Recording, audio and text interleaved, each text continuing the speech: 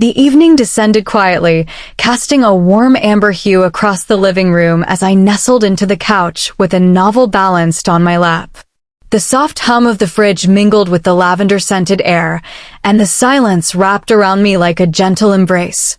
Moments like these often reminded me how rare peace could be. Then I heard the door open. Lucas stepped in slowly, my stepson, barely 18, tall and thoughtful, his hoodie pulled up like armor. He gave me a small nod. "Hey," he murmured. "Hey, Lucas," I replied gently. "Long day."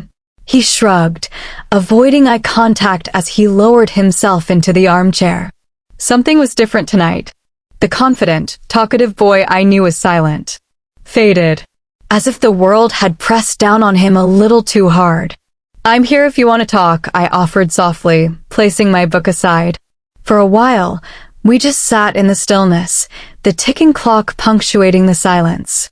Eventually, his voice broke through. "It's about my girlfriend," he said. I turned to him, giving him my full attention. We talked, but it didn't end well, he added quietly, his hands fidgeting. I nodded, encouraging him to continue. "She said I was different, that I didn't know how to be what she expected. And now everyone knows," she told them. They laugh. There was no bitterness in his voice, only pain. I could see the deep shame etched into the lines of his face, the burden of ridicule that had stolen his light. "Oh, Lucas," my heart ached for him. He blinked quickly, as though trying to hold back tears. "They called me broken." "You are not broken," I said firmly. "You're human. Sensitive. Honest. And that's rare." He looked up, eyes wide. "But what if no one sees that?" I reached across and gently placed my hand on his arm. "I do. I always have." The conversation grew deeper, turning into a reflection of identity, of fear, of the ache to be accepted. Lucas had never found comfort in the rigid expectations of others. He was searching for something more, a sense of belonging, of safety. As he opened up, I saw the boy I'd helped raise turning into a young man, one wounded, but not defeated. He needed reassurance, not direction. He needed someone to say, "You're enough." Over the next few days, Lucas became quieter. He retreated. The laughter disappeared from our home. Meals were eaten in silence. Doors stayed shut. I knocked gently one evening. "Can I come in?" A pause. Then a whisper. "Okay." His room was dim, curtains drawn, music faint in the background. He lay on his bed, unmoving, his eyes tracing patterns on the ceiling. I sat beside him, the weight of his pain hanging heavy in the air. "Lucas, what you're feeling, this shame, this rejection, it doesn't define you." His lip trembled. She made me feel like I was disgusting. And then she told everyone. I didn't speak right away. I just stayed beside him, letting him feel the comfort of not being alone. "You didn't deserve that," I finally said. "You deserved understanding. Respect." He turned to me, voice hoarse. "Why is it so hard just to be accepted?" I gave him a small smile. Because the world doesn't always know how to handle someone brave enough to be honest. That night, I promised him something, that no matter how misunderstood he felt, this home would always be his refuge. He nodded, barely smiling, but I saw a flicker of hope behind his eyes. I made small gestures, his favorite dinner, a walk around the block, silly jokes just to see him smile. Slowly, he started joining me again at the table. He still carried that heaviness, but he showed up, and that mattered.